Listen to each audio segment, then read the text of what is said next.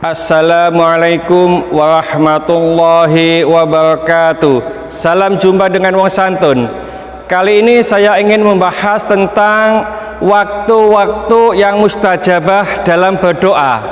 Supaya doa kita didengar dan dikabulkan oleh Allah, maka kita perlu tahu waktu-waktu yang mustajabah dalam berdoa. Nah, waktu-waktu itu diantaranya adalah satu, sepertiga malam terakhir, seperti jam 2, jam 3 malam. Ada hadis riwayat Muslim yang intinya, jika pertengahan malam atau sepertiga malam telah berlalu, Allah tabaraka wa ta'ala rahmatnya turun ke langit dunia dan berfirman, adakah orang-orang meminta hingga diberi? Adakah orang-orang berdoa hingga dikabulkan? Dan adakah orang yang memohon ampun hingga dosanya diampuni? Demikian itu sampai atau hingga waktu subuh datang. Yang kedua adalah waktu antara azan dan iqamah. Ada sebuah hadis riwayat Abu Dawud, Baihaqi dan lainnya. Rasulullah Shallallahu Alaihi Wasallam bersabda, la yuraddu du'a'u bainal adhani wal iqamah. Tidak ditolak doa antara azan dan iqamah. Seperti kalau kita di masjid ini, antara azan dan iqamah jangan sampai kita tidak berdoa. Setelah azan dikumandangkan, lalu kita membaca sholawat atau doa setelah azan, kita sholat qobliyah.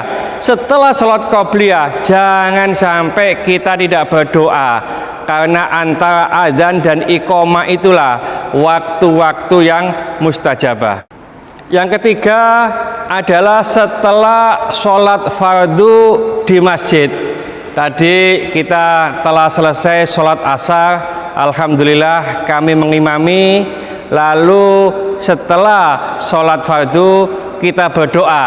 Ada yang berdoa sendiri-sendiri, ada yang berdoa bersama-sama dipimpin oleh imam. Nah, setelah sholat fardu itulah maka waktu-waktu yang mustajabah untuk berdoa. Dan yang keempat adalah di waktu sujud, terutama dalam sholat. Ada hadis riwayat Muslim dan Abu Dawud.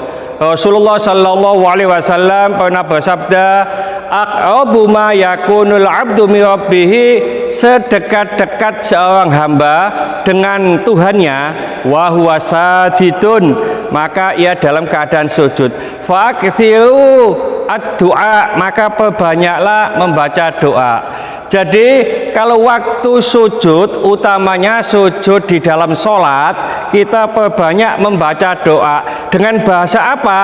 Tentunya dengan bahasa Arab, karena di dalam sholat itu harus menggunakan bahasa Arab semuanya.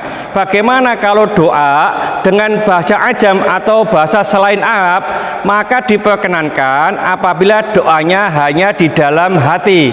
Jadi umpamanya kita berkeinginan demikian dengan bahasa Indonesia, dengan bahasa Malaysia atau lainnya, maka diperkenankan dalam sholat itu hanya di dalam hati. Yang kelima adalah waktunya hari Jum'ah. Ada hadis riwayat Bukhari yang intinya hadis ini dari Abu Hurairah radhiyallahu anhu.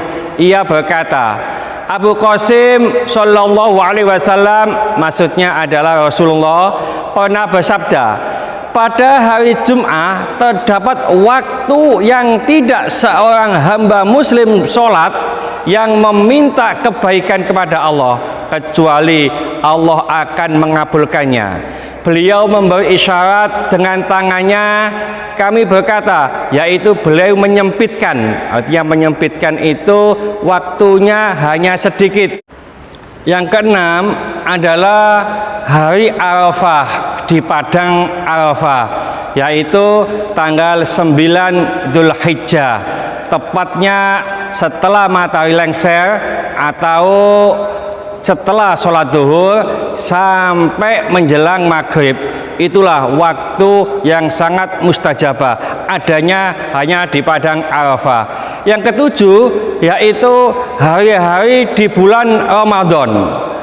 Amal ibadah di bulan Ramadan itu dilipat gandakan, dosa-dosa diampuni, lalu doa-doa dikabulkan. Ini dalam sebuah hadis. Oleh karena itu, setiap di bulan Ramadan tentunya mulai pagi sampai pagi lagi kita dianjurkan untuk berdoa.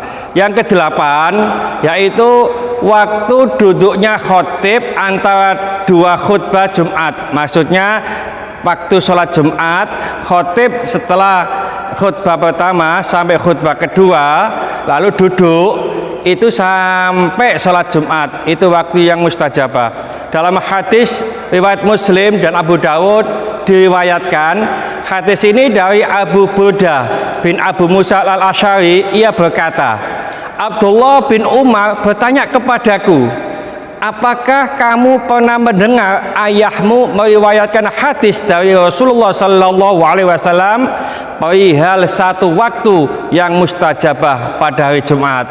Lalu Abu Burdah ini menjawab, ya, aku mendengarnya. Ia berkata, maksudnya ayah Abu Burdah, aku mendengar Rasulullah Sallallahu Alaihi Wasallam bersabda, waktunya adalah antara imam duduk di mimbar hingga selesai sholat Jum'ah. Jadi sholat Jum'ah ini kita gunakan untuk berdoa, utamanya ketika khotib duduk di atas mimbar sampai selesainya sholat Jum'ah. Mudah-mudahan sedikit ini dibarengi hidayah oleh Allah Subhanahu wa taala. Mudah-mudahan bermanfaat bagi kita semuanya. Sampai jumpa di video yang akan datang. Akhir kalam, assalamualaikum warahmatullahi wabarakatuh. Salam santun.